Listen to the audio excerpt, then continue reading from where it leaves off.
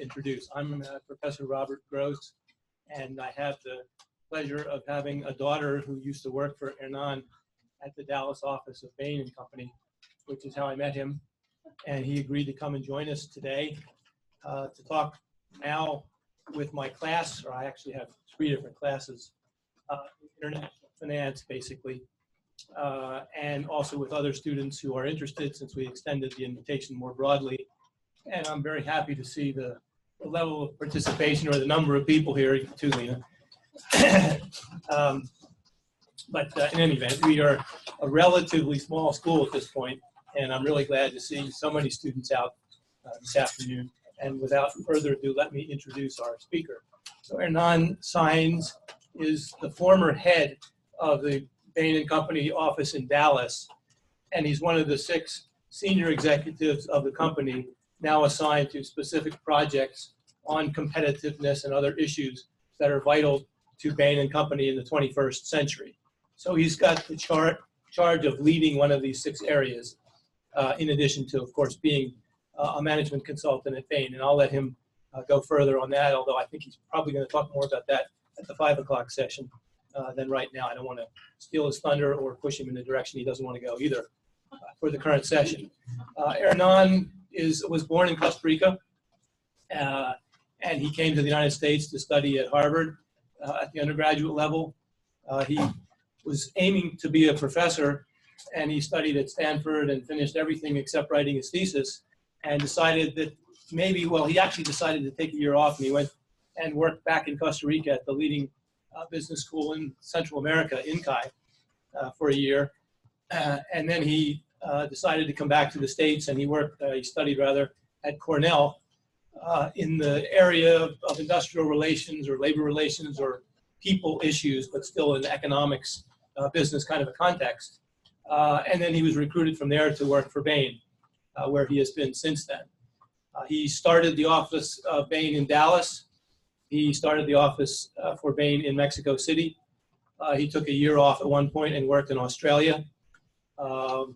And so he has quite an interesting trajectory of experiences in the management consulting area. But what we've talked about a bit earlier today is that while you have to be capable as an analyst in management consulting without the least doubt, you also equally have to be good at dealing with people. And I think you'll find in the talk that Hernan's about to present to you how good he is at interacting with you in this context, answering questions, as well as talking to people rather than talking at people with numbers or slides or whatever it is. So I probably am omitting some very important things in his background, but again, I don't want to take all of his time. So it's a great pleasure for me to introduce to you Hernan Saenz. Thank you very much. I'm delighted to be here. You know, with an introduction like that, I'm only sad that my mother wasn't here. To listen a little bit more about me. Let's do something. I'm also lecturing later today about how to be a great consultant, and I can share my 22-year career at Bain there. And so in this one, I'll just focus on content, and we can talk about being a consultant later in the day. So when Professor Gross asked me to lecture, right, I recognize Thunderbird, and many of you are probably here not just because it's a great school, but because you have international, global as a big interest. And so I teetered between, do I give a lecture on how to do strategy in an international context? Or do I lecture about how to do good strategy and tell you how is international part of that? I ended up in the second one because I already have the presentation. And then I didn't have the right one. But one day I'll write the other one.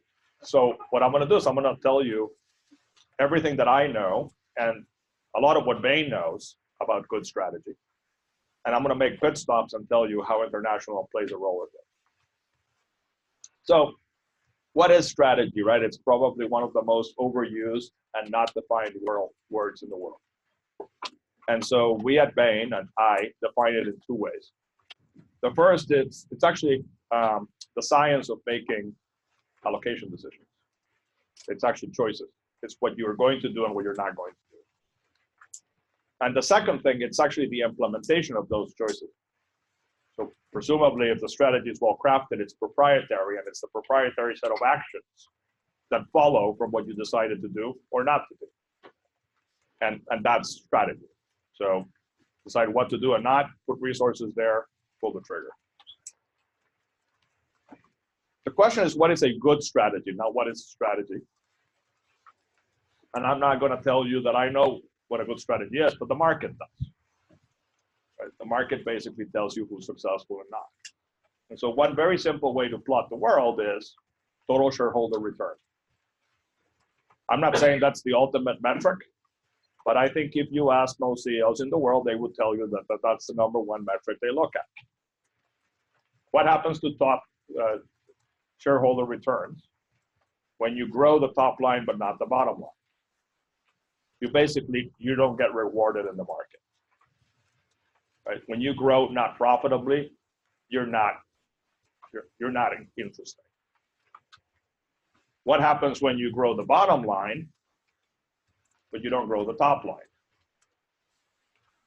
Well, you get better rewards.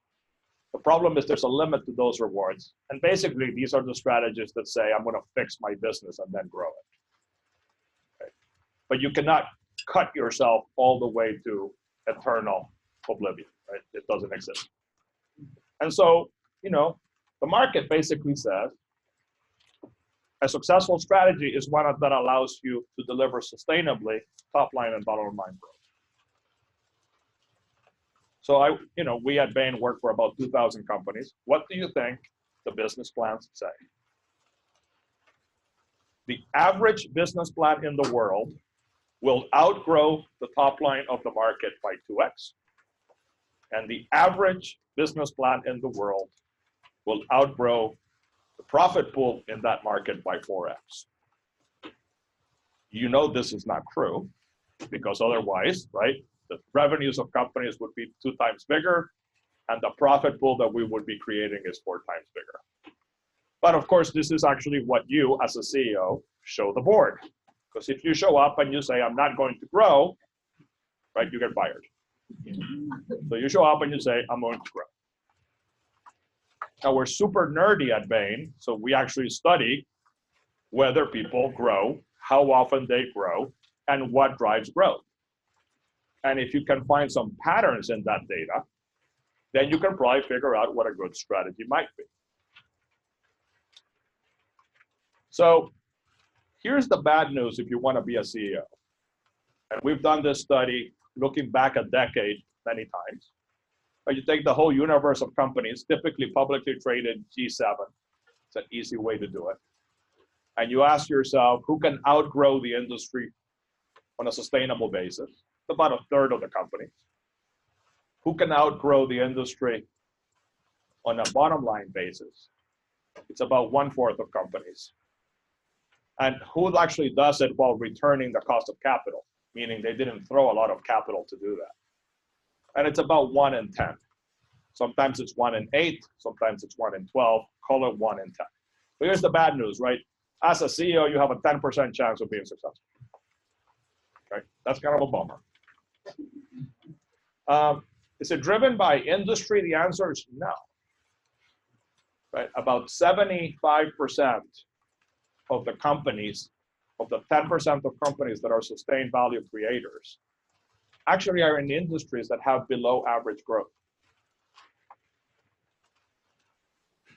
Which means, right, that in every industry, you're going to find amazing performers, Southwest Airlines, right, and really bad ones, American Airlines, right, in every industry. Now, there's some industries that have better lift, right?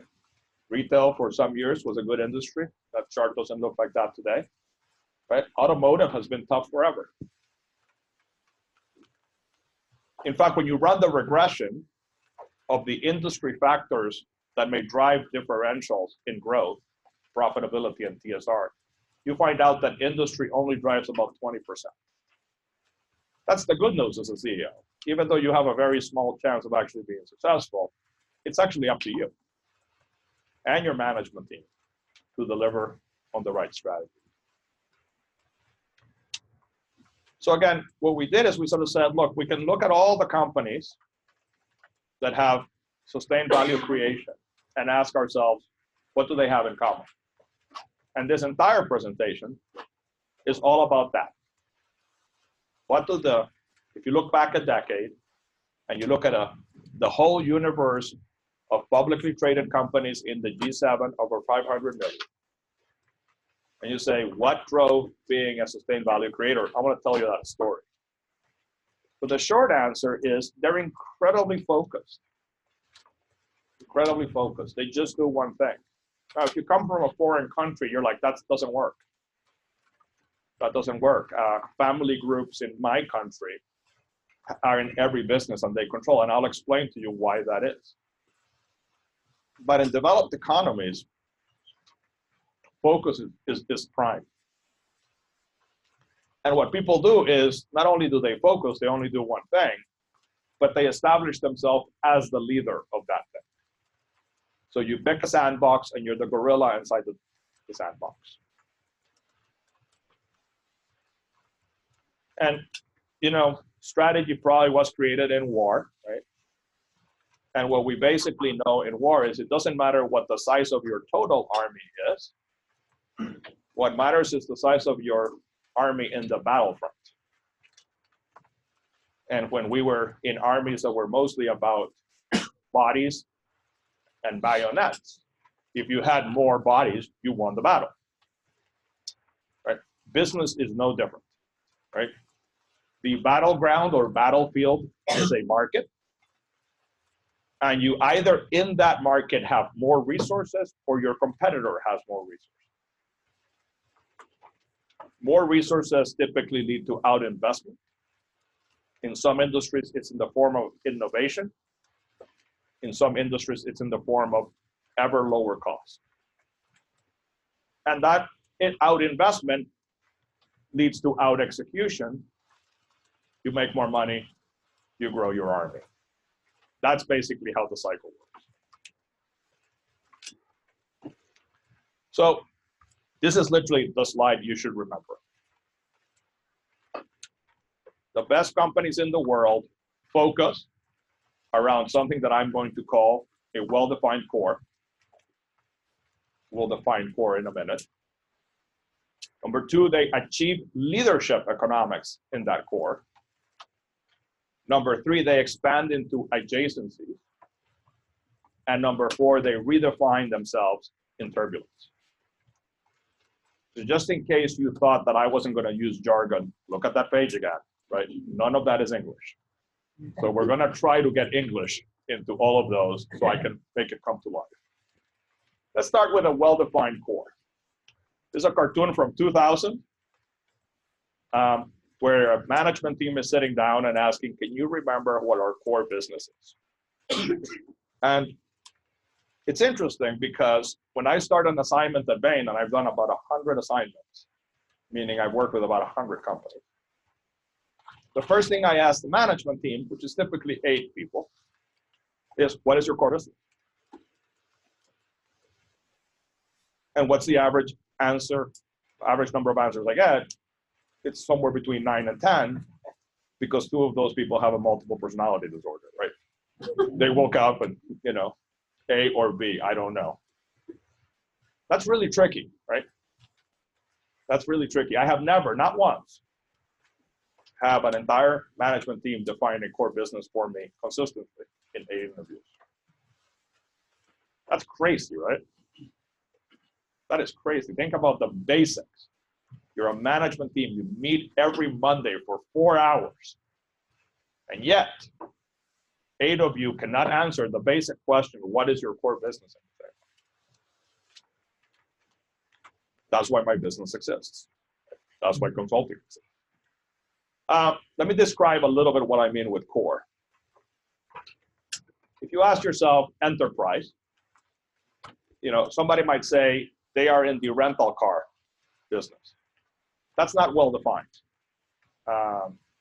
There's a big difference between a company that basically puts their cars in airports and targets tourists and business travelers, right? And builds alliances with airlines and hotels, to sell those cars.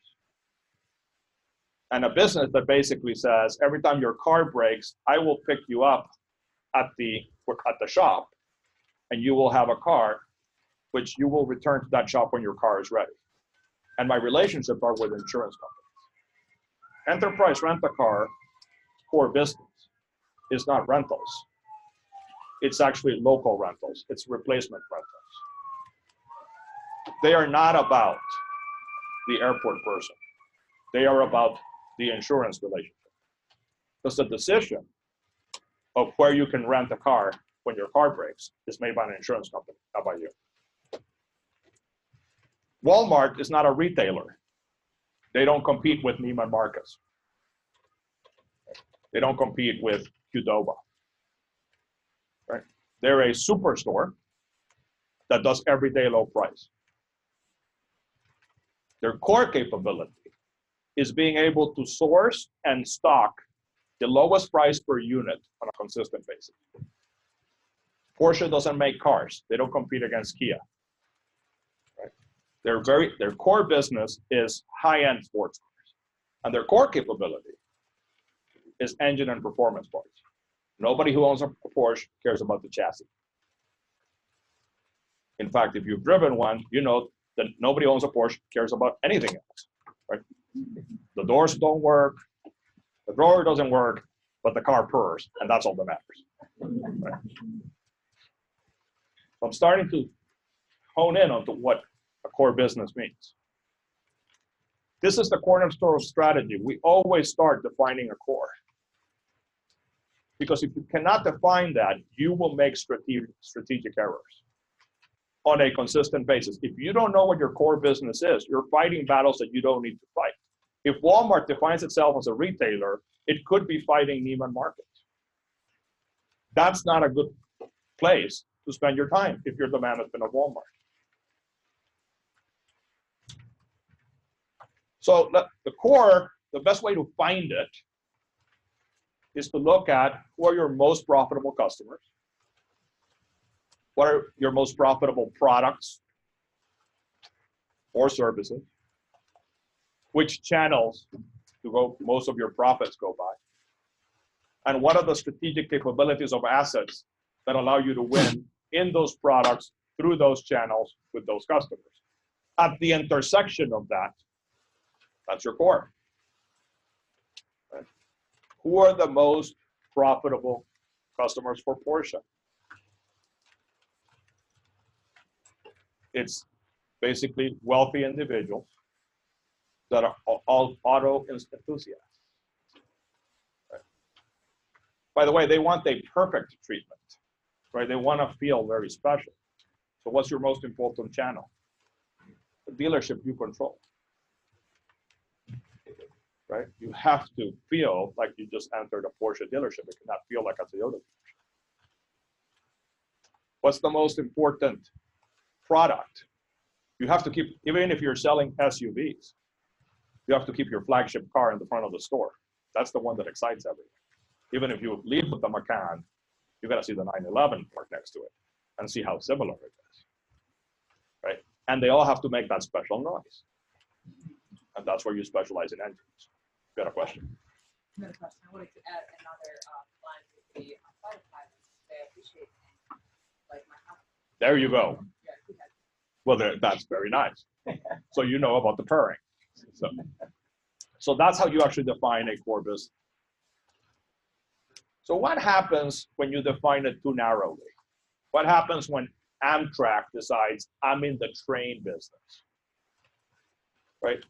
Well, you don't realize that you are in the transportation business.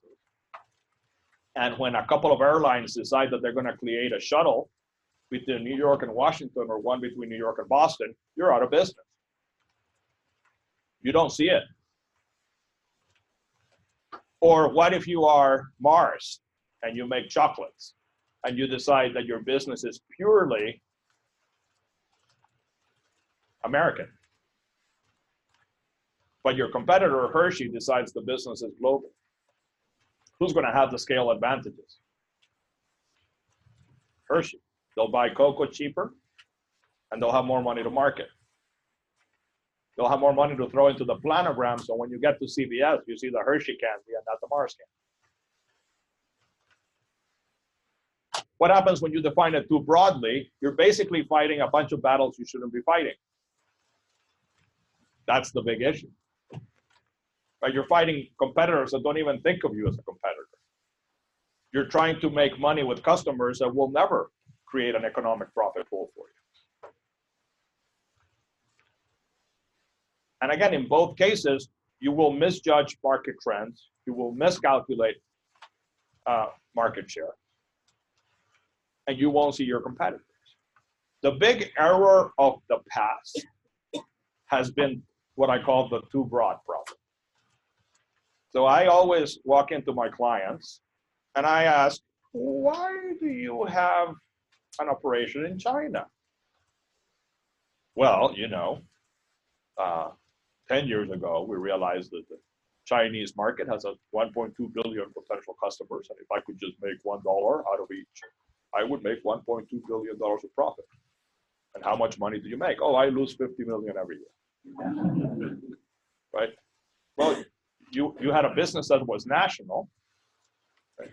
You had a set of capabilities to win in that national market, and you somehow assumed that you would replicate the model. It doesn't happen. And as a CEO, right, you feel like you're the king of the castle, you're a king of the world, or the queen. And so you get very confident, you have the big job, right? So you throw passes that, nobody can catch. That's the too broad problem. What do I expect to be the problem in the future? The too narrow problem. In the era of digital disruption, I think business boundaries are changing a lot. And so if Toyota is thinking of Nissan as their primary competitor, as opposed to a battery company somewhere that doesn't even make cars, or Uber, right? That is simply a set of contracts associated with drivers, I think they're going to have a huge problem. So for the past 22 years, I have been getting people out of businesses and refocusing them. I expect that for the next, hopefully 2, but maybe 20 years, I will be getting people a little bit broader because the business definition is starting to change. People sort of say that Polaroid went belly up because they never saw the digital revolution. And that is obviously not true. These were a bunch of Harvard graduates that knew exactly what they were doing. Right? In fact, they had funded the Science Center at Harvard University. They were no dummies, right? But they always assumed that they were a chemicals business because that was their heritage, right? It was the picture that chemically would come out and immediately show. So they saw an experience curve that did this, and they said, man, what do we have to do? We have to have a 3-megapixel camera in 3 years. And so they took the line and said 3 years. And they targeted a 3-megapixel camera for $800, which is what the experience curve had predicted for them. Because chemicals, right, don't go down in price dramatically. But what do technology goods do, right? How much is an Apple 5 worth once the Apple 6 out six months later? Nothing. Right? That curve does this. So what happened? Somebody else had a 3-megapixel camera for $400. Simply a bad business definition. I narrowly assumed that I was in the chemicals business, not in the image business. That was the problem. Blockbuster, right? They were in retail. Were they in retail? No. They provided movies at home. The mechanism and channel was for people to pick up a video. They should have won. They had contracts with every studio in the world to get every single movie. They could have shipped those home. When the technology was available, they could have made those available in your TV. They didn't. Netflix did.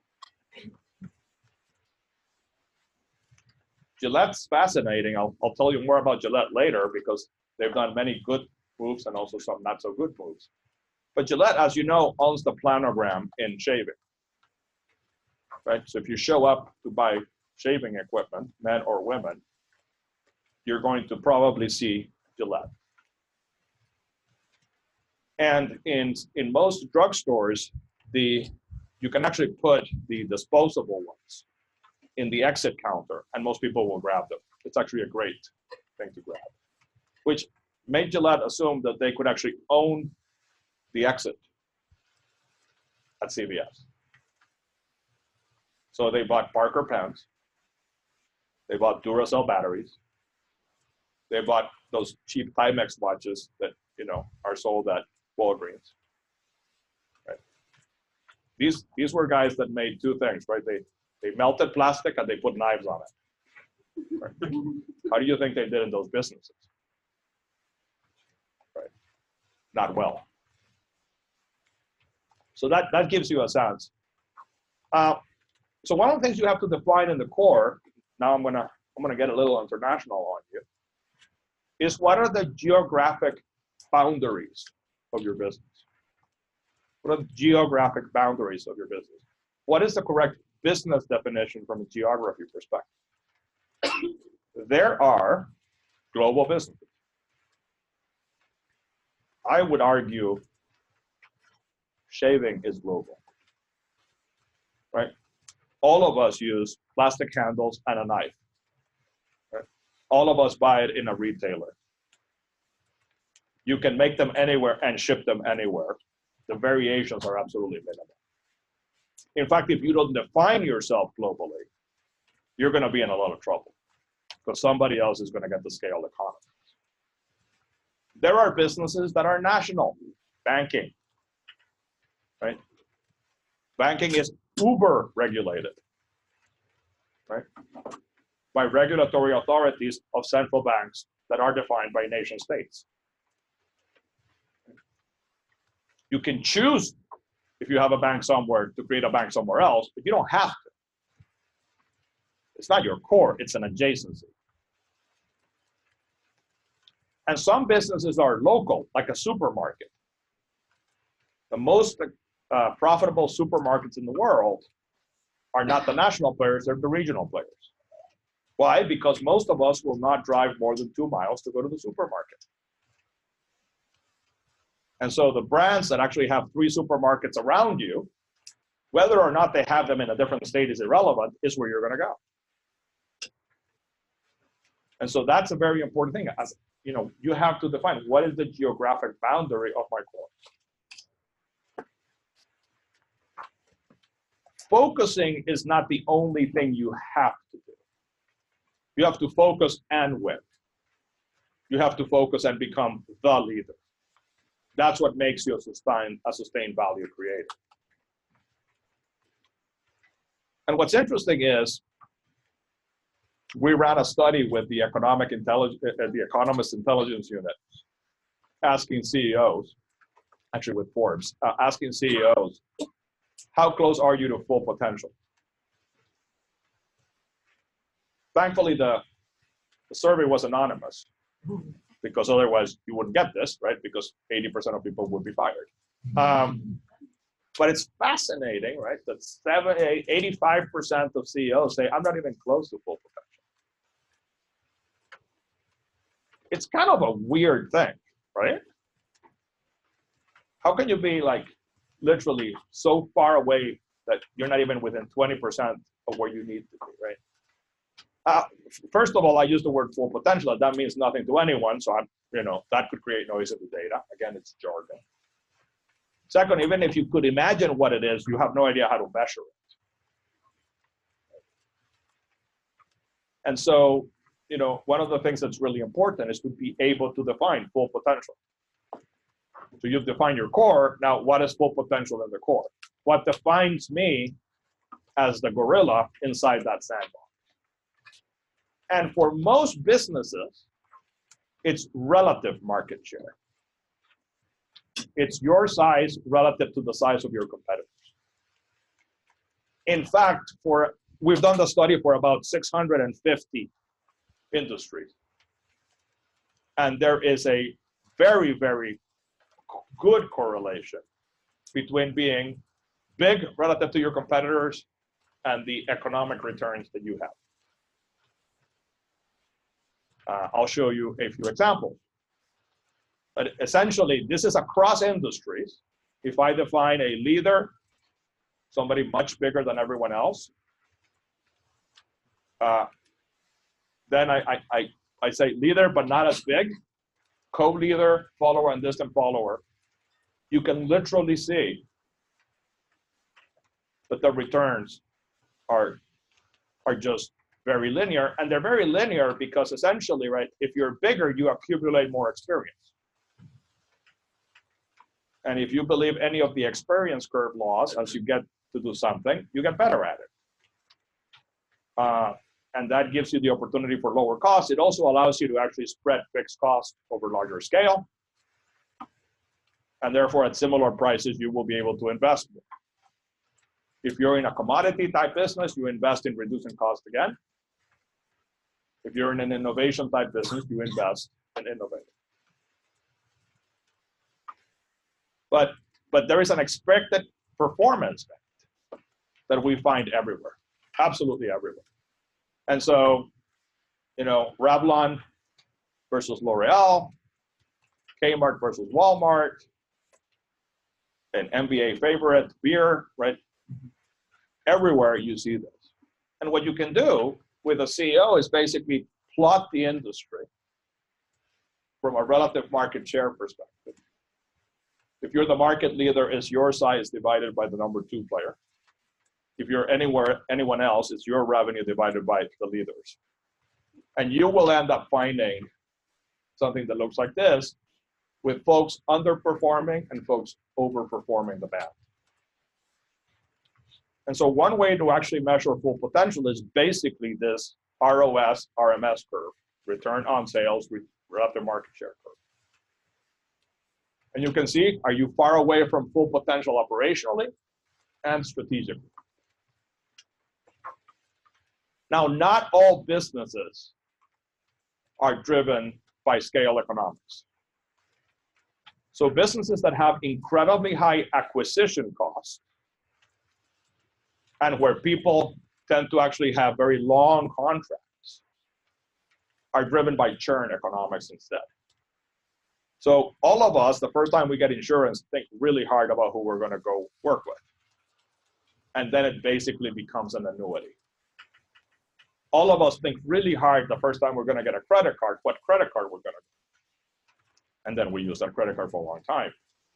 And the same is true for cell phone contracts. All of those businesses are driven by loyalty economics. And so if you try to actually run a correlation between size and profitability, it's not going to work. But if you run the same correlation between size and churn, it's going to work really well. And so you can actually create, similarly, an expected normative band that tells you where are you from an operational perspective and from a strategic perspective. There's many others, by the way. Consumer goods is actually driven by both scale and something we call premiumness. So what's a premium category? Tennis shoes. Most of us buy Nike tennis shoes. Most of us buy the Nike tennis shoe that just came out. Most of us pay $150.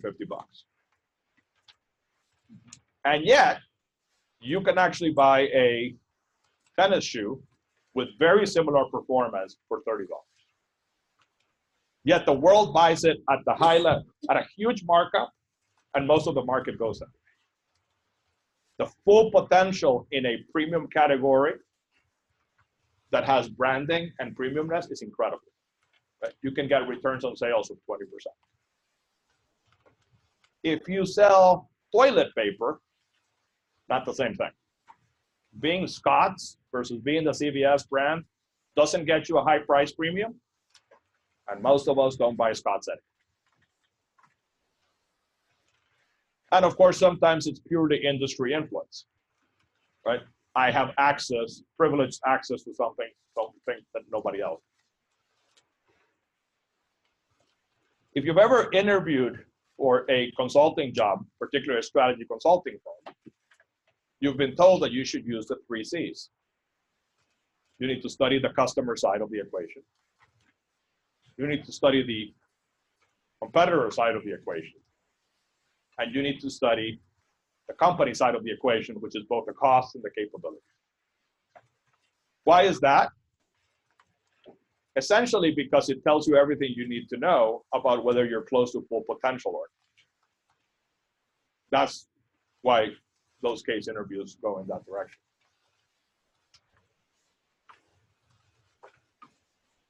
Now, I told you that the problem of the past has been too broad, that there's a lot of hubris in management, that because I have succeeded doing X, I believe I can succeed in doing Y. And so we have studied diversification routes. We call them adjacency. An adjacency, right, can be selling the same thing to a new customer segment. Right, this is what Porsche did. Right? It said, I have you at the beginning of life, and I have you at the end of life, and I lose you when you have kids. Right? So there's a segment called midlife where I lose you. I'm going to create a Panamera, right, a Cayenne, and a Macan with the same things that you love, but to keep you in my house. Okay. There's new products, right? So when I started shaving, Gillette did not make any pre-shave lotion, and it didn't make any aftershave lotion. But eventually they decided, Hernan trusts me. Right? He actually puts my knives to his face every single day. Surely, in the same planogram, I can put my pre-shave lotion and my aftershave lotion. He's going to buy it. Same customer, new product. There's the geographic expansion, right? And that can be multiple things. It can be region within a country. It can be country within a region. It can be country somewhere else. Southwest Airlines, right, which has been a very famous case study that we all study in business school, used to just do domestic. And now geographically, they go to Mexico.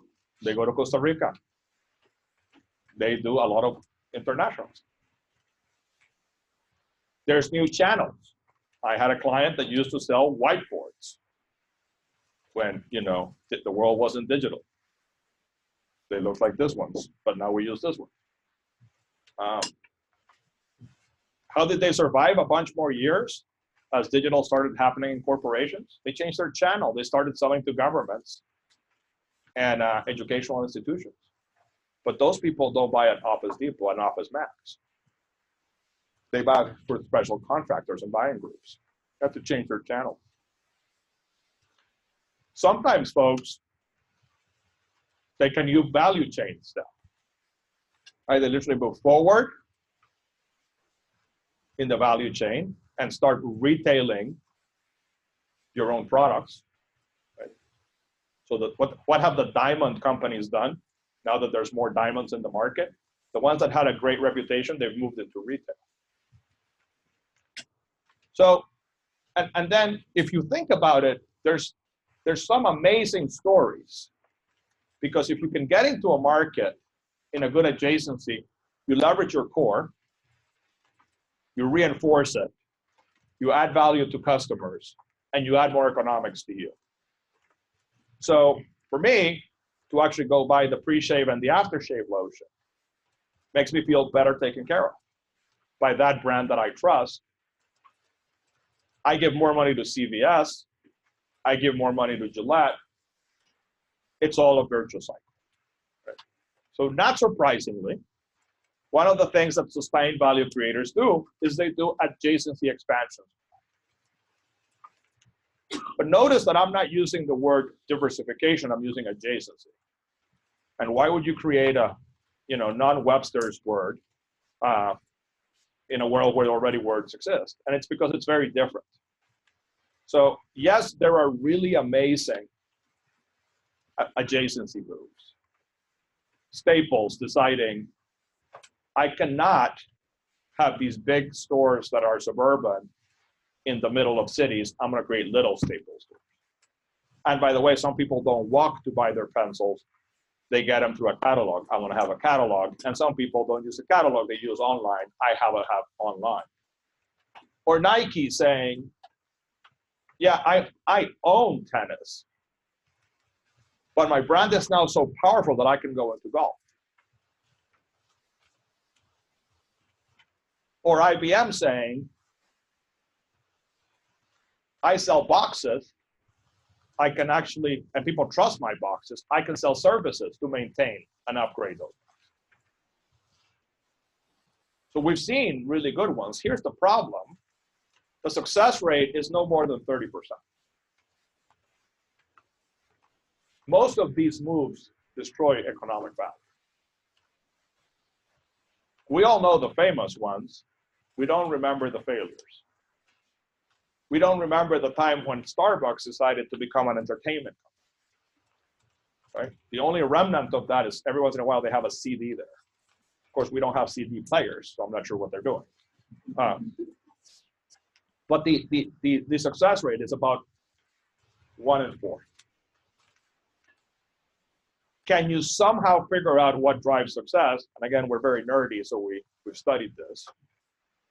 And what we do is we measure steps. So what do I mean with the steps? If I sell a new product in the same region to the same customer, I took 1 step. If I sell a new product to a new customer in the same region, I took 2 steps. And what you'll end up finding is that relatedness matters a lot. That the success rate is incredibly, that it's 4x, 10x higher if you're taking 1 or 1.5 steps versus if you're taking 3 or 4. And that the best step to take is to actually follow your customer. Of all the things that you can do, the best thing that you can do is take something else of quality to the customer that already loves it. And that the best companies know how to do that over and over. And I'll talk about how Disney does that. But here's the data. Again, imagine the poor analysts that had to sit down counting steps, but they did. Right? What happens when you only take 1 step? Your success rate goes up to potentially 40%. What if you're in the 4 range? You're at 10%. It really matters how many steps you're taking. And hopefully it makes sense, right? If I am literally selling to the same customer or buyer in their same buying locations, that should be higher odds. If I'm running a product through my same plant in the same location with the same raw materials, that should make my costs go down per unit. If not, I'm defocusing myself. And so here's the actual data. The 2 really good bets are products and geo. So you actually go to the same customer with the same product, with a new product, or you replicate your business model in a different geography. By the time you're moving into value chain steps, you're entering somebody else's territory. Somebody is going to be better at doing that than you are. And your success rate goes down to 10%.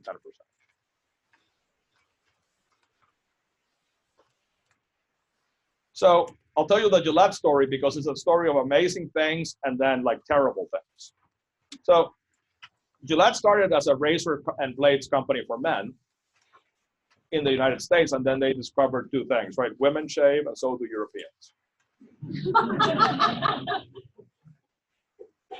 And that in exactly the same way.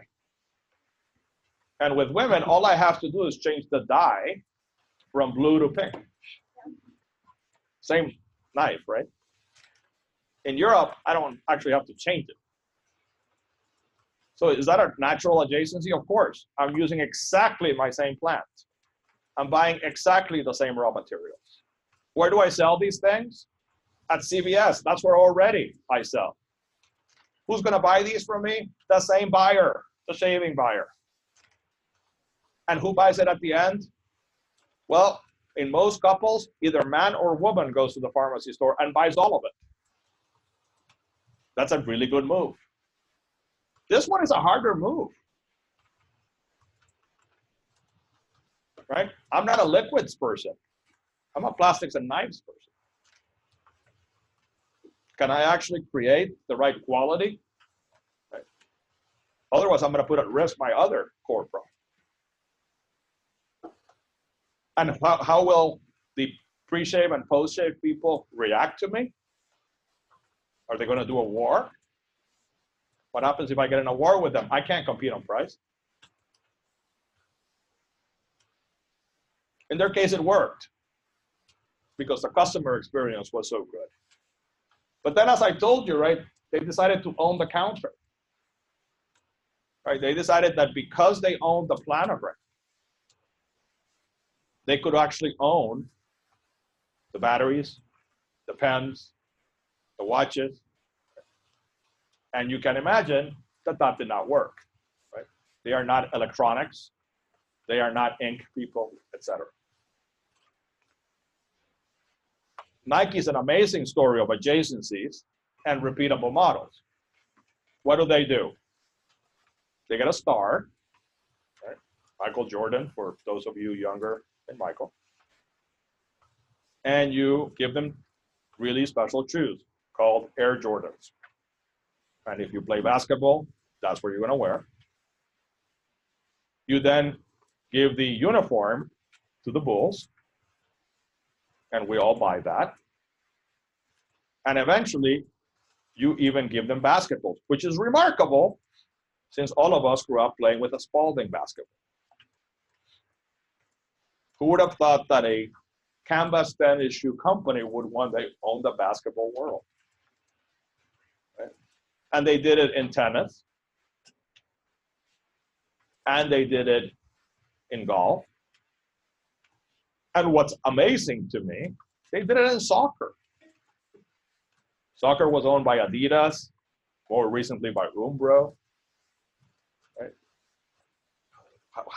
How that little swoosh brand of like people who play tennis, right, was going to be like the tough guy. What did they do? They signed up the Brazilian team. Right? And that allowed them to get in there.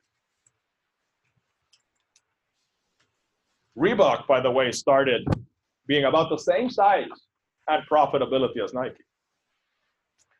Their story is totally different. Right? They started with athletic shoes. Then they went into boots. Then they went into tennis outfits. Then they actually made boats. And then they made private footwear for polo. These are not adjacencies. This is diversification. And so take a look at the story, right? They started with the same revenues, with the same market value. Take a look at how it plays out in a 15-year period. Does Reebok exist today? Not as an independent company. Okay. Does Nike exist today? Yeah. We all pay them obscene amounts of money.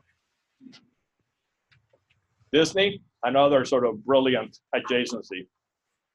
I would argue that Disney's core business is creating lovable characters.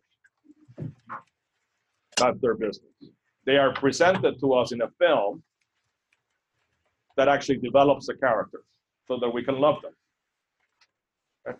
That film goes then into box office, eventually into pay TV, and eventually into video. Then they take that character and then they put it in the theme parks. They also create merchandise that goes to their own stores and to other people's stores. Then they create a Broadway production, and they create new media and music with it. And that's their repeatable model, right? And because we love these characters, who they present to us every year or so, we're willing to do everything with them, right? Go to the original film, buy our kids or ourselves the movie to have at home, and the music, plus the plush toy. And if you don't have kids, go to the theme park with your nephews and nieces to actually watch this. Right? But again, what I have seen most of is too many adjacent. Because people sort of justify relatedness to the core in the way that doesn't exist. Probably my favorite story was my first client at Bain. My first client at Bain made the red boxes that Sears used to sell to store tools. They're about this high. They have drawers. They're red. They used to say Craftsman on it. And when I first went to the factory in Waterloo, Iowa, as a young, recently minted NBA, I was in shock. Right, a roll of steel came out. This robot would cut it and fold it. Then something would like put it together. And then this electroplating thing would make them red. And then they would come out, and there was one human being that put a Craftsman brand on it. And I was like, this is unreal. Like, I've never seen anything like it. And as I'm looking at the plant, I see a corner. And in that corner, I see 5 people. What do these 5 people do? So I walk over there, and they are playing with a plastics machine. And they're having a horrible time because the yellow plastic machines, the dye stayed on the machine, and when they made the blue ones, they came out green. And they're making these, and I'm like, what are these? And they said, these are plastic toolboxes, because we're in the toolbox business. Super great. Where do you sell these? Well, obviously related business. We sell everything at Craftsman, so we sell it at Sears. Super great. How much do these things retail for? $8. How much do you sell them for? $5. And so then I did a little bit of ABC accounting, right? And we sold them at $5, and they cost us about $15. And we didn't make it up in volume, right? I mean, every time we sold one, we lost money. But they were convinced, right? Look, it's toolbox, made in the same plant. And I sell it at Sears to the tool guy. And of course, everyone who has a metal one someday has to go somewhere, and they can take their tools. No, that's not the same business. That's not an adjacency. So, you know, redefinition in prior studies was kind of not that often type of thing. You know, we would observe these industries that the profit pool just kind of shifted because a new competitor kind of came in. The way you used to differentiate didn't used to work. I'll show you an industry. This is actually the photography space. In the photography space, this is actually an awesome chart.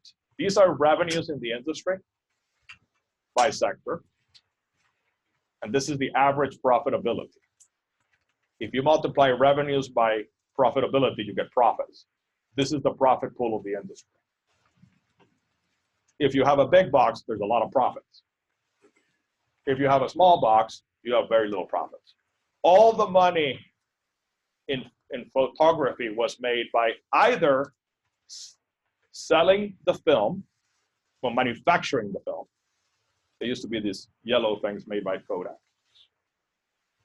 And then taking them to the store and having photo finish. Right? Fast forward 10 years, that's the profit pool. Essentially, 100% of the profits are made by a little thing called a disc, right? The scan one, the SD one, the micro SD ones. You all have one. Kodak had an opportunity to buy this thing for nothing, but it was not their same business, right? Well, they took their lunch. Some people have reacted very well. So IBM, right, realized at some point in time, boxes are going to become commodities. Boxes may actually disappear someday. We're going to turn into a services company. They're essentially a services company, right? Lenovo is no longer with them. They don't make a single box. Some people, right, have no clue. So who invented the printer? Xerox. Why? It's the same technology as a xerography, copying machine. Right? Who did they give the technology to? HP. Why? Because printers were never going to be that important. People would always go to a massive printer that can also make photocopies. And what did we do for 2 or 3 decades? We put little printers next to our computer. The phone world has changed dramatically. I love this phone. I had it in Australia when I was at Bain. It was really cool because they didn't have it in the States. The States, they only had Motorola's. And so the Motorola was the market leader. And it was a technology device. Nokia redefined it as a fashion device. That Nokia phone did nothing compared to the Motorola phone. But it had colors. Motorola redefined this industry. Does anyone know with what? A razor. They miniaturized it. Who then redefined it again? BlackBerry, by adding email. And then who redesigned it again? Yeah, smartphones. And amazingly, we're back to these ridiculous things, right, that we all ran away from in 1997. So these things have happened, and they're just happening much more often. And the complicated thing is, if you just try to do what you were doing, you're going to lose. If you try to do a big bang transformation, you're going to lose. If you try to diversify, you're going to lose. Best things that you can do is actually take your existing assets as a way to redefine. American Express, for example, used its database to micro-segment. So you can have an American Express card made just for you, because they have the data to create one for you. IBM took an adjacency, services, and made it the core. Marvel, what did they used to do? Magazines. Who reads magazines? Nobody. What's inside those magazines? Lovable characters. They redefined their business around lovable characters. Right? How did actually Steve Jobs resuscitate Apple? They had innovation inside the company, right? They created the iPhone. So you take existing assets and you redefine your business. So that's it. It ends up being a story of, focus on the core, become the gorilla in the core, be thoughtful about adjacencies, and redefine. How much do you redefine in today's world? This world is really complicated. And it's changing everything, right? It's changing everything. The tractor of John Deere, as it's going through the land, has a sensor that tells you whether that seed is working and how much fertilizer it needs. The profit pool is moving away from specialized seeds and fertilizer to software. It's crazy, right? It's crazy. And it's happening everywhere. It's happening with operations. You can do things totally differently now from what you used to. It's happening in the customer journey.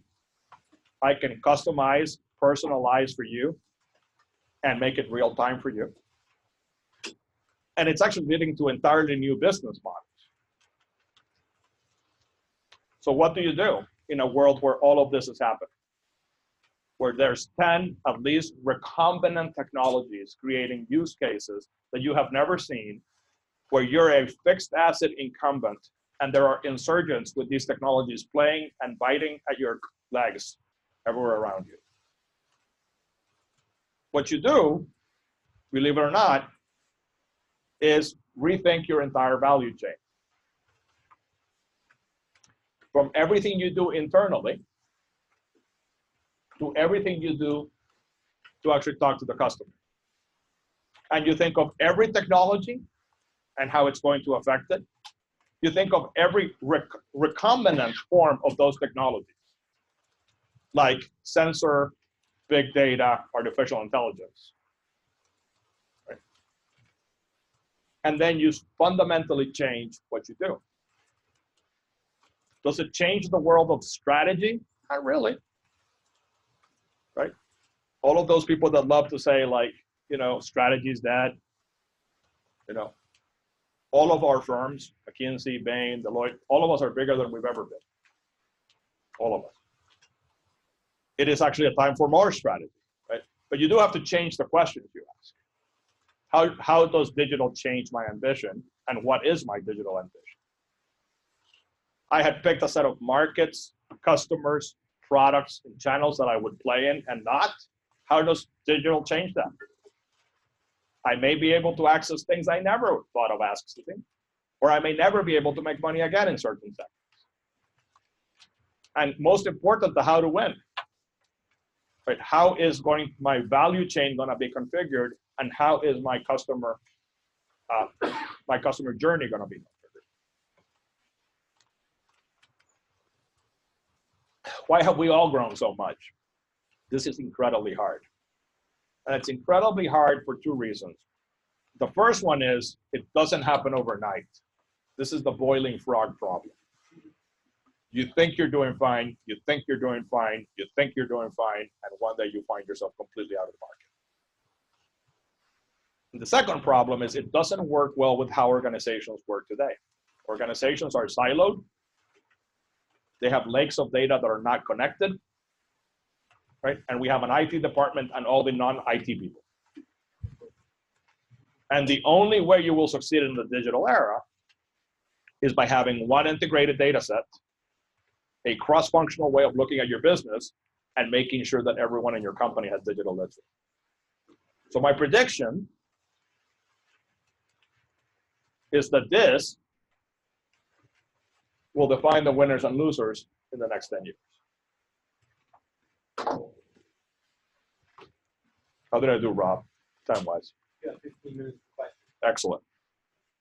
If there's any questions, please wait for the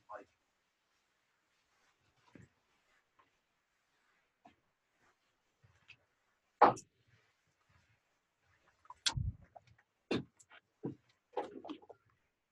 Is it on? Yeah. Well, that's louder than I was expecting. All right.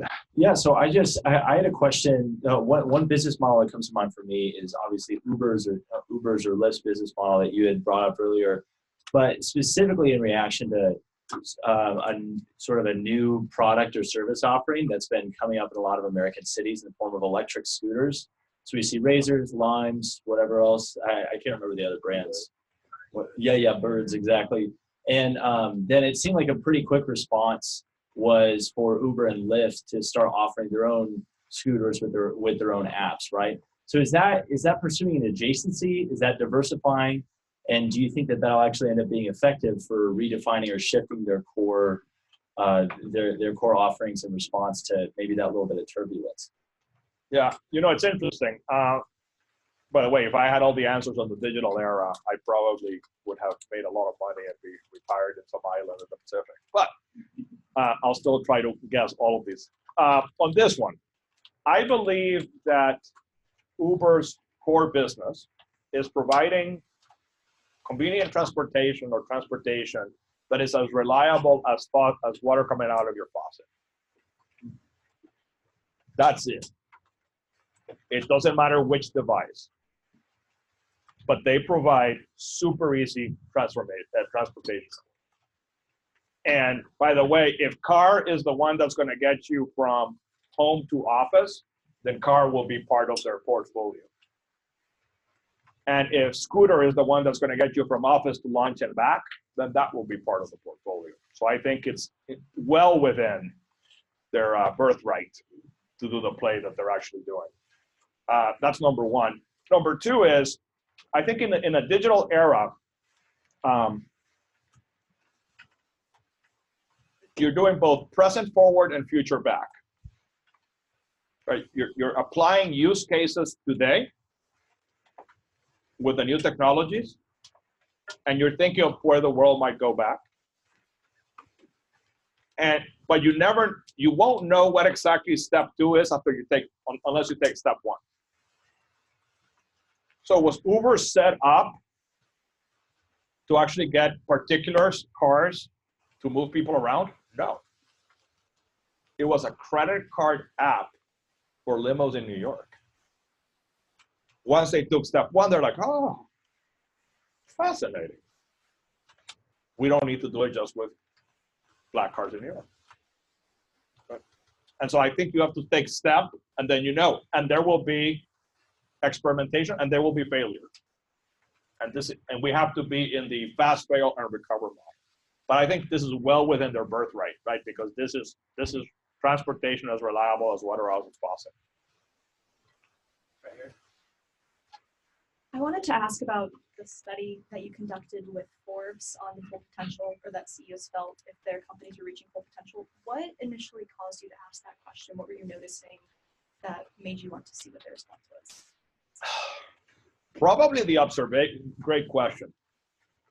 Probably the observation for many, many, many years that we would walk into a client and they would say to us, like, what are you excited about? Oh, I'm excited about this thing, that thing, that thing, that thing, and that thing. And in our lingo, it's like adjacency 1, 2, 3, 4, and 5. And then we would ask, are you excited about your business? No, I'm done, man. I'm done. I mean, there's no way I can get more, right? So I remember when one of the sort of beer companies had 25% market share. Most of you will be able to name this beer company. And they're like, we're done. Who would ever think and be aggressive enough to want to own more than 25% of the beer market? Therefore, we should go into an adjacency. What do people do when they drink beer? Well, don't answer that question. That could be bad for HR. But they eat salty snacks. So this company bought Eagle snacks, right? Did they know how to buy, the resources, manufacture those things, package those things, sell them in supermarkets? No. Eventually, they unwound that. Today, they're the leading beer company in the world, right? They've acquired everyone. They have a set of methodologies that make them incredibly profitable, right? And the world is trying to mimic what they've done everywhere else. That is a typical. And we're like, do most people not know that there's a lot of potential? And then you sort of get the survey, and you're like, no, they know. That's the worst part. They know. So why in the world do they go after adjacencies versus the core? And the answer is because you don't know what you don't know. Because if you're ABI, you know how hard it is to get one market share point away from Heineken. But you have no idea, if you own Eagle Snacks, how hard it's going to be to fight Frito-Lay, because you've never fought Frito-Lay. So that's the issue. In the back. Thank you. I could listen to you all day, but I'm sure you have better things to do. You're very kind. Where's my mother again? So when you're consulting and you have a client, and now you can get a product to market at lightning speed using digital, it's amazing. But if that product's not good and the service behind it's not good, you'll fall on the sort of digital equally fast, because people will get online and say how rubbish it is. When you're consulting with a client and there really is something wrong with the product, but they want to invest all this money in digital and et cetera, how do you get them to, I guess, back to what's your core? I guess. There you go. I've answered my own question. Yeah, no, yes, good. And yes, but that is it, right? I mean, to me, right, there is sort of really bad consultants would focus on 4 and just focus on 4 and say, all right, well now, strategy is dead. It's all about time to market, innovation, et cetera, right? Yeah, Agile's gonna help you a lot. Yep. Time frames are shorter. Yes. Does that mean that you actually take the risk of pissing off your customer base? Oh no. Oh no, right? No way. No way. And so that to me, right, that's everything you do in box 4 is informed by very clear strategic principles. So, and the hardest problem is not strategic. I think it's organizational in that box 4. Like, do most people know what's happening? Yeah, these things are knowable, right? Those BMW know that we sell 50%, that we have capacity to produce 50% too many cars in America. Yes. Do they know that one of these days gasoline-powered engines will be outlawed? Yes. Do they know that most people will buy slots of a car versus cars? Yes. It's knowable. But are we organized inside of these companies to actually deploy against that problem? No. We are still in silos with limited data and basically incentives that say, hit the quarter. Right? So what am I trying to do? Make the marginal BMW and sell it. That's what I'm doing. Yes.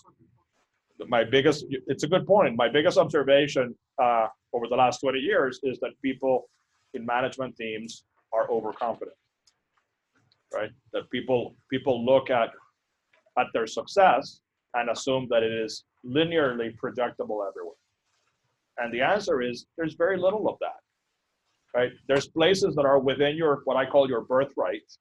There's places where you own winning and you should reap off the benefits of winning. And there's places where you should not be, right? When McDonald's started introducing an enormous amount of health foods to their M-Box, that's a hard play, right? You're the best burger in the world. And it's gonna be greasy, right, period, right? When Ford decides to move away from its trucks and its minivans and its SUVs and get into luxury European retail, right? The Germans are gonna have lunch with you, right? As a follow-up to that, do you know the percentage of companies that have fully fallen through with your recommendations and those who have kind of held back because they knew better, quote unquote? It's a really good question. My engagements don't end the day that people stop paying me, period, right? And so if I work with you, right, I will continue to meet with you on a regular basis. And so do I know how much they've implemented? Yes. Do I know the success rate? Yes. Probably the best metric we have is we have a fake portfolio of all our clients that is literally audited by, I think, Pricewaterhouse. And so we have the stock price before we started working with them and the stock price after we're working with them. And we have that in at least 6 or 7 big markets. And the returns are about 4 to 5 to 1, right? And so, you know, my financial advisor always says, can you just give me your client list, right? Because I could outdo the market by 5, and the answer is no, it's confidential. But we have, since 1973, we have tracked it. And again, whether it's the FTSE, the Nikkei, right, the S&P, NASDAQ, the Bain portfolio of clients is performing at a 4 to 1 or 5 to 1. That's the best metric I have. And then we have one last question in the back here.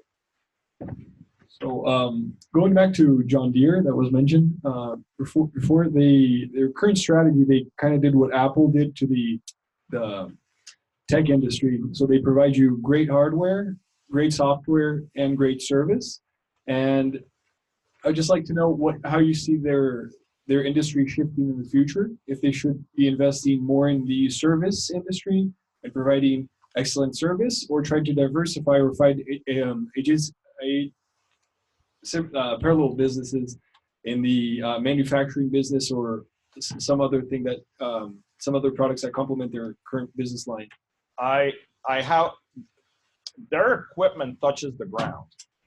That's their advantage. And by the way, even in the digital era, until we get to Star Trek, we're going to have ground, right? Period, right? And stuff's going to grow up in the ground. And that's where we'll get it. And they have that advantage. Their stuff touches the ground, which means that I can put sensors on that stuff. And I can collect incredible amounts of data. And that data can tell me, what do I have to do to that land? What is the performance of that seed?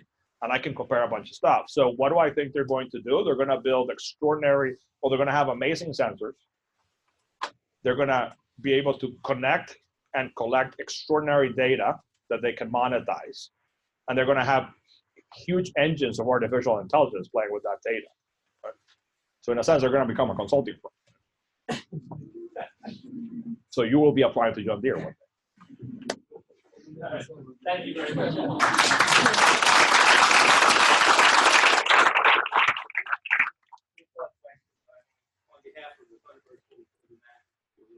Thank you.